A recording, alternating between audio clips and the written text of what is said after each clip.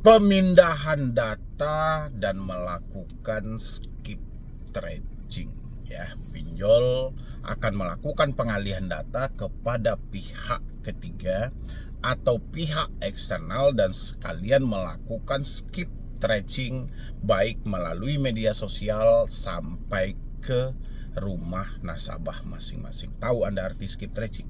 Pelacakan lokasi. Dan ini yang minta tolong untuk dijelaskan oleh teman-teman semuanya dan sekalian tentang pelimpahan data kepada Pusdafil ya, Pusat Data Fintech Lending dan Fintech Data Center. Kita sekalian bahas hal itu, terutama untuk teman-teman yang baru telat bayar, tidak mampu bayar di pinjol. Ini penting buat Anda biar Anda tidak terpengaruh dengan hal-hal yang selalu disampaikan oleh debt collector, yang mana ini akan mengganggu fokus Anda. Otomatis proses Anda untuk memulihkan hidup buat ke depan akan berhenti sampai di sini.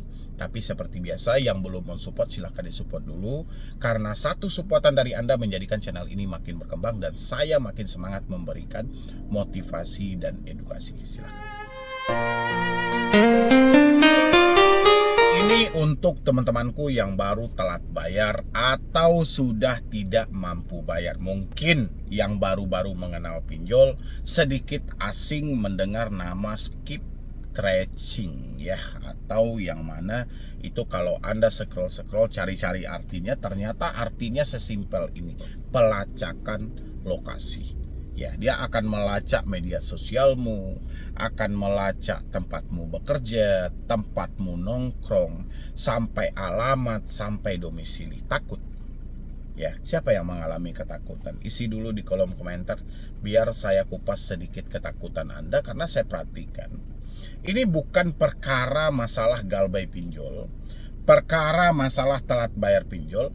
Ini lebih kepada kerumitan Anda dalam berpikir. Jadi Anda itu kalau ada yang sederhana Kenapa aja saya bilangin sederhana aja? Ini untuk teman-teman yang mengalami telat bayar di pinjol-pinjol legal ya. Anda sadar nggak sih apa yang Anda lakukan di awal ketika Anda melakukan proses verifikasi mengajukan dana di pinjol? Anda itu memoto KTP, memoto foto selfie sambil Anda memegang KTP Anda sendiri. Anda memberikan alamat terkadang yang dibutuhkan. Terkadang untuk mempercepat proses ini, ajukan media sosial Anda. Anda mengajukan media sosial Anda. Kenapa ketika Anda telat bayar seakan-akan Anda menjadi orang yang lupa ingatan gitu loh. Anda malah takut sendiri, Bang, dia mau melacak alamat saya, Bang. Bang, dia mau melacak tempat kerja saya. Bang, dia mau lakukan skip kepada media sosial saya gitu. Padahal di awal dalam keadaan sadar Anda yang mengajukan. Di KTP itu semua alamat lengkap. Anda kira di KTP ini tidak ada alamat sama sekali? Di KTP ini lengkap loh teman-teman semuanya. Ini KTP kan. Di sini itu lengkap semuanya. Ada alamat, ada nomor NIK, ada tempat tanggal lahir, jenis kelamin, alamat, habis itu agama Anda, status perkawinan, pekerjaan dan segala macam. Lengkap di sini. Kenapa giliran telat bayar seakan-akan Anda hilang ingatan gitu loh. Anda seakan tidak tahu lagi apa yang Anda lakukan di awal. Ya, kata-kata bodoh ini itu sering dilakukan oleh debt collector untuk memanfaatkan pemikiran Anda. Dia pakai bahasa skip tracing, pelacakan lokasi. Ini menghindarkan mereka dari kata-kata pembodohan. Mereka itu bodoh sebenarnya gitu loh. Ngapain dia tekankan lagi untuk melakukan pelacakan lokasi, sementara di awal orang ini sudah foto selfie dengan KTP dia dan memoto KTP dia juga. Di sana sudah ada alamatnya. Ngapain dia skip tracing ke media sosial, sementara di awal pengajuan media sosial itu sudah diajukan juga. Ya, walaupun sebagian tidak ada. Ya kan? Habis itu tempat bekerja, ada juga orang yang mengisi tempat bekerja. Kenapa giliran telat bayar seakan-akan Anda kesurupan gitu? Padahal itu hanyalah tindakan bodoh yang tidak perlu kita takuti, tidak perlu kita cemasi. Ya, ngapain coba orang dia melakukan pelacakan lokasi, toh kita yang memberikan KTP kita. Di KTP itu ada alamatnya. Kunjungi aja. Kalau misalnya kita tidak ada di alamat domisili, ya udah tanya sama tetangga dan yang lainnya. Ya kan? Sesimpel itu loh. Kenapa teman-teman malah takut, cemas dengan bahasa oh data sudah dipindahkan, data sudah dialihkan. Itu hanya bahasa dari debt collector, ya, supaya lebih memperindah porsi penagihan, sehingga disampaikan data Anda sudah dialihkan, data Anda sudah dilimpahkan ke pihak ketiga, sudah dipindahkan ke pihak ketiga, bla bla bla segala macam. Padahal faktanya, ya, data Anda ya mereka yang pegang. Kalau nggak mungkin mereka yang nagih. Ngapain mereka yang WA gitu loh? Ya nggak sih? Tapi teman-teman itu sudah terbiasa dengan kerumitan pemikiran. Harusnya disederhanakan. Kalau ada yang lebih sederhana cara berpikir, itu aja pakai gitu loh. Nggak usah pikiran yang terlalu rumit. Ketika Anda menampak satu hal, oh dia melakukan pelacakan lokasi, mencari tahu alamat rumah. Bodoh atau gimana ini debt collectornya? Atau dia tidak tahu data kita, atau pinjol tidak memberikan data kita. Ya, bisa jadi dong. Kenapa mereka harus melakukan pelacakan lagi? Kan bikin ribet. Kayak gitu. Jadi kalau ada yang sederhana, sederhana aja. Oh, berarti debt collector ini hanya mengelabui saya supaya mendorong saya untuk hal-hal demi kepentingan mereka. Entah itu disuruh untuk mencari talangan dana, disuruh memperpanjang dan segala macam. Kita harus sampai pada titik itu gitu loh. Kalau kita tidak sampai ke sana, ini kita akan hancur loh. Anda sudah berapa banyak gali lubang tutup lubang gara-gara ketakutan ini? Karena kerumitan Anda dalam berpikir, sudah berapa banyak Anda gali lubang tutup lubang? Karena Anda tidak suka dengan kesederhanaan, Anda lebih percaya dengan katanya, sudah berapa banyak aset yang terjual. Ini teman-teman harus sadari gitu loh. Kalau Anda tidak sadari, Anda akan hancur oleh pinjaman online, ya. Jadi kalau Anda masih mendengar dengan bahasa skip tracing, atau misalnya dia menyampaikan pelacakan lokasi, mencari alamat, mencari media sosial, Anda nggak usah. Kan saya selalu sampaikan, kenali sumber masalah. Ini sumber masalah kan gara-gara Anda mendengar kata itu kan. Itu sumber masalah. Mereka kirimnya melalui apa? Melalui WA, berarti WA Anda sumber masalah. Melalui telepon bang, yaudah berarti teleponmu sumber masalah. Melalui email, emailmu sumber masalah. Atasi sumber masalahnya. Ya, dengan begitu kamu akan tenang. Kamu akan menjalani hari-hari dengan porsi yang hidup normal lagi gitu loh. Kalau seperti ini kan gak ada hidup normal Anda kayak gitu. Apa-apa takut, keluar rumah takut, mau duduk di luar takut, berkumpul sama teman takut. Ya gak ada kenormalan dalam berpikir lagi.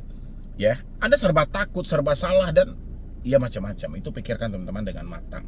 Ya, habis itu kita masuk kepada FDC atau Pusdap. Tentang FDC dan Pusdapil, teman-teman sudah tahu arti FDC, Fintech Data Center. Pusdapil, Pusat Data Fintech Lending.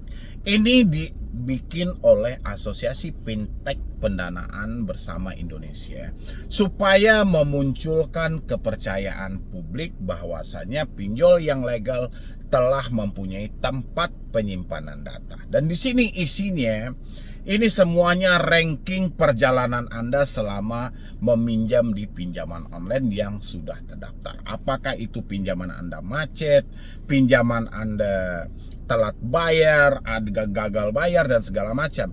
Ini akan menjadi patokan bagi fintech atau pinjol lainnya yang mau memberikan Anda pinjaman. Ini lebih memitigasi juga untuk risiko gagal bayarnya. Jadi dari sini sebenarnya, ini kalau istilah FDC ini benar-benar berfungsi, Pusat Data Fintech Lending ini berfungsi, rasa saya tidak ada masyarakat yang meminjam lebih dari 3 pinjol sesuai dengan COJK nomor 19 tahun 2023. Tapi FDC ini hanyalah sebatas formalitas. Ya, itu tidak dipakai menyeluruh oleh pinjaman online, walaupun di sini adalah tempat pengecekan riwayat pinjaman. Harusnya orang-orang yang meminjam sudah 3 aplikasi ini dicek dulu riwayatnya. Ini masih sanggup gak dia kalau diberikan pinjaman keempat? Masih mampu gak dia diberikan pinjaman kelima, keenam, dan seterusnya? Ya, tapi sayangnya ini tidak berfungsi. Jadi ini selalu dipakai oleh debt collector dengan bahasa untuk menakuti teman-teman bahwasanya data Anda akan dimasukkan ke dalam Fintech Data Center, Pusat Data Fintech Lending. Ngapain kita harus takut dengan Fintech Data Center atau Pusat Data Fintech Lending sementara barang itu tidak berfungsi? Ya, di sini saya bacakan biar teman-teman paham. FDC atau Fintech Data Center dan Pusdapil adalah 2 istilah berkaitan erat dengan industri fintech, khususnya dalam pelayanan pinjaman meminjam P2P lending. FDC adalah pusat data yang dikelola oleh Asosiasi Fintech Pendanaan Bersama Indonesia untuk menyimpan dan mengelola data peminjam dari berbagai perusahaan fintech lending.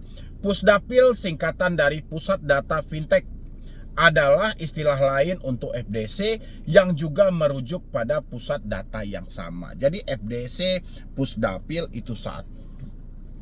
Ya, tempat penyimpanan data sebagai landasan atau dasar awal sebelum pinjol memberikan pinjaman kepada calon si nasabahnya. Tapi ini tidak berfungsi. Nggak usah terlalu Anda memikirkan, wah nama saya masuk ke fintech data center. Fintech data center ketika Anda masuk, ini hanya bisa diakses oleh semua fintech aja. Ya, P2P lending aja gitu loh. Jadi kedepannya Anda tidak bisa meminjam di semua pinjol manapun. Ya, fungsinya penyimpanan data. FDC dan Pusdapil menyimpan data peminjam dari berbagai perusahaan fintech yang terdaftar dan berizin di Otoritas Jasa Keuangan OJK.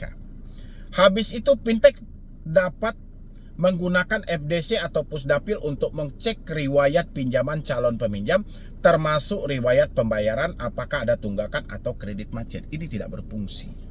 Kalau dia berfungsi, tidak ada orang yang meminjam lebih dari 3 sesuai dengan aturan yang ada. Tidak mungkin dong orang setiap saat bisa gali lubang tutup lubang sampai berakhir 15 aplikasi. Ya, ini cuman formalitas semata.